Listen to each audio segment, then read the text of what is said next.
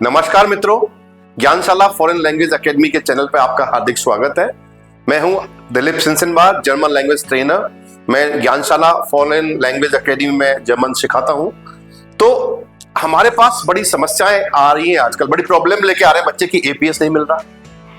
अब क्यों नहीं मिल रहा, क्या कारण है, क्यों 3 महीने का टाइम लग रहा है, कभी कभी 4 महीने में भी एपीएस आया है, तो क्या प्रॉब्लम्स रहती हैं, इसके लिए इस पे आज बात करेंगे। वीडियो स्पेशली एपीएस सर्टिफिकेट को लेकर है। हाल ही में हमारे एक स्टूडेंट हैं दीपक चौधरी, जिनको विद इन 1 मंथ में एपीएस सर्टिफिकेट रिसीव हुआ है।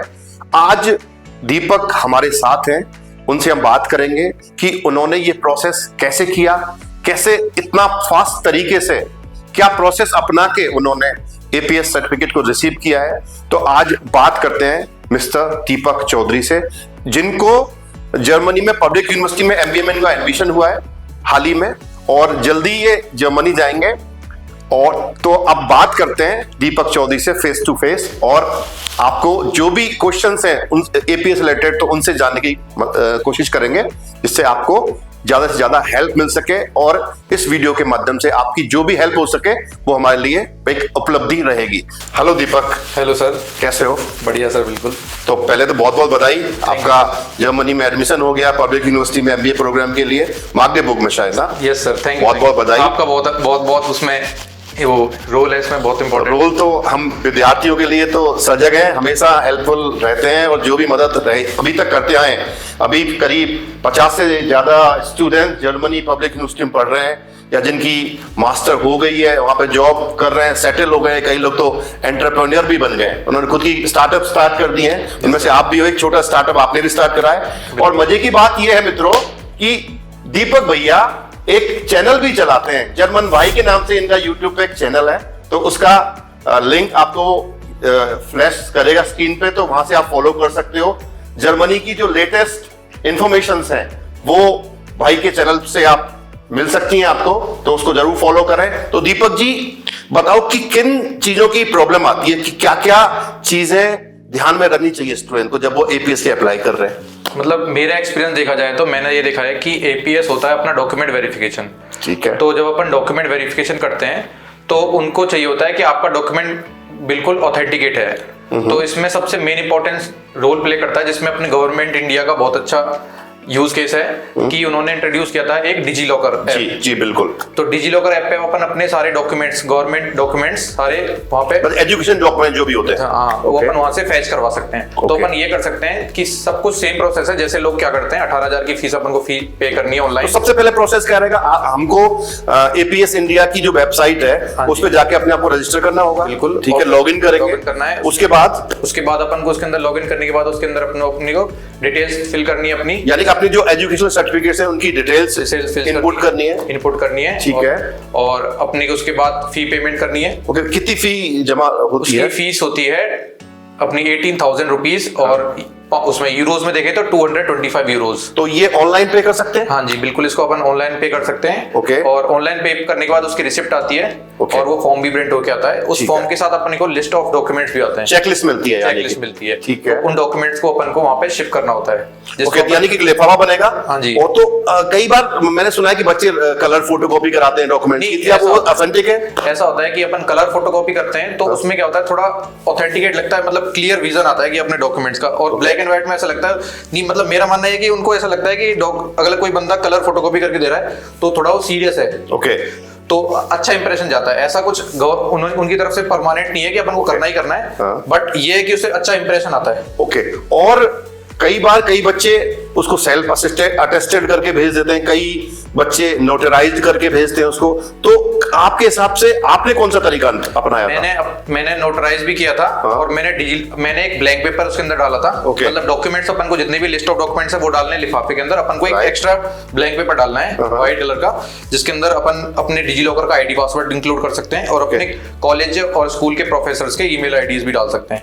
अपन को ईमेल आईडी उन्हीं कॉलेज के प्रोफेसर की डालनी है जिनसे अपन टच में है। क्योंकि जब अपनी ये डिटेल जाएंगी विद इन 1 मंथ जब डॉक्यूमेंट एपीएस वेरीफाई करने वाला होगा तो वो आपको कॉल करेंगे आपके रजिस्टर्ड नंबर पे, तो वो आपसे पूछेंगे जो आपका डिजिलॉकर का आईडी पासवर्ड होगा, लॉगिन करने के बाद जो ओटीपी आएगा। अच्छा, ओटीपी क्योंकि आपके मोबाइल पे आएगा, वो आप तो बिना उसके आप लॉगिन नहीं कर सकते, तो आपको कॉल करेंगे और वो पास आपका ओटीपी आपको उस अधिकारी को बताना है जो एपीएस से आपको कॉल करेगा। हाँ जी, तो उससे क्या होगा कि वो डॉक्यूमेंट फैच कर लेता है और फिर जो वो तुम आपसे ये भी बोलेंगे कि हमने आपका जो आपने कॉलेज का ईमेल आईडी दिया है उस पे उन्होंने वेरीफाई करने के लिए ईमेल भी दिया है। अगर उन्होंने ये भी बोलते हैं वो कि अगर आप तुरंत विद इन 1 आवर इस पर रिप्लाई करवा देते हैं तो सेम डे आपका एपीएस आ जाता है, जो कि मेरे साथ भी हुआ था। उन्होंने मुझे कॉल किया था तो मैंने अपना ओटीपी दिया, तो उन्होंने मेरा सीनियर सेकेंडरी एजुकेशन वेरीफाई किया। उसके बाद उन्होंने मेरे को कॉलेज से ईमेल करवाने के लिए भी कहा, तो कॉलेज से ईमेल मैंने विद इन 1 डे करवाया, तो मेरे को सेम डे मेरा एपीएस रिसीव हो गया ईमेल पे।